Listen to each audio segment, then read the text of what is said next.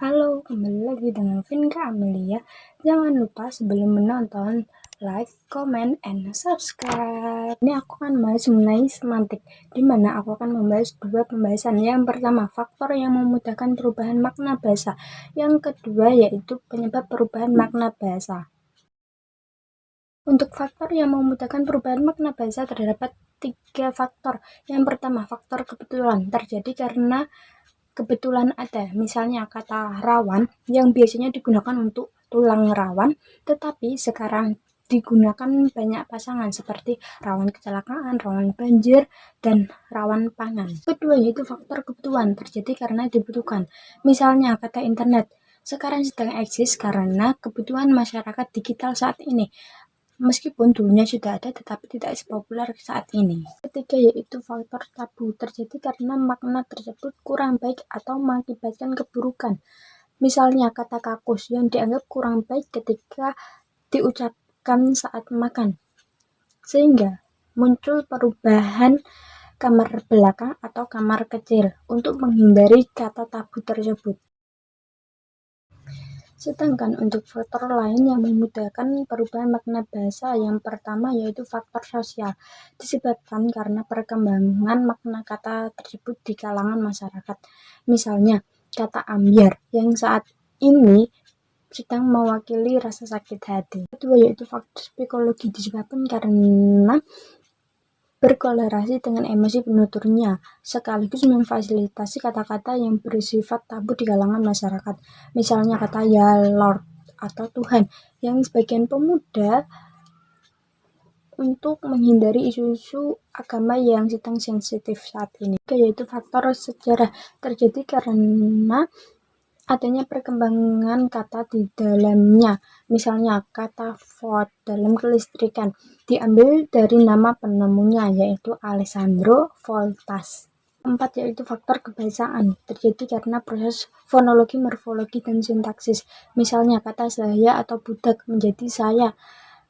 Dalam proses morfologi berarti orang pertama terhormat. Kelima, yaitu faktor kebutuhan, di mana terjadi karena adanya kebutuhan bahasa untuk merujuk pada referensi baru di tengah kalangan masyarakat. Misalnya COVID-19 muncul sebagai kata yang mewakili penyakit coronavirus. 6, yaitu bahasa asing terjadi karena adanya interaksi manusia dengan berbagai bahasa. Misalnya kata pot di dalam bahasa Prancis diserap ke dalam bahasa Inggris menjadi pot karena aspek praktis. Selanjutnya yaitu penyebab perubahan makna bahasa. Yang pertama yaitu perkembangan dalam iptek, yaitu perkembangan ilmu pengetahuan dan teknologi yang dapat menyebabkan perubahan makna sebuah kata. Misalnya lokomotif meliputi kereta api atau kereta rel listrik atau KRL. Kedua, yaitu perkembangan sosial budaya yang bersifat dinamis, sehingga pasti akan mengalami perubahan yang mempengaruhi pada perubahan makna. Misalnya kata tuan yang artinya bapak atau ibu. Kosakata tuan yang bersifat kolonial, sehingga setelah kemerdekaan kosakata tersebut diubah menjadi bapak atau ibu. Oke, yaitu perbedaan dalam bidang pemakaian, di mana kosakata yang hanya digunakan dalam makna tertentu dalam bidang tersebut. Misalnya jurusan yang awalnya digunakan dalam lalu lintas atau arah, sekarang digunakan dalam bidang keilmuan. Keempat, yaitu adanya asosiasi, digunakan di luar bidangnya tetapi masih ada hubungannya dengan bidang aslinya. Misalnya memburu.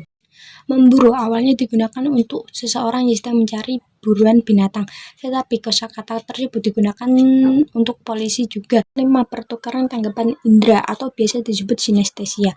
Misalnya pedas bicaranya. Kosakata pedas yang awalnya dirasakan oleh indera pengecap, tetapi kasus ini digunakan untuk indera pendengar.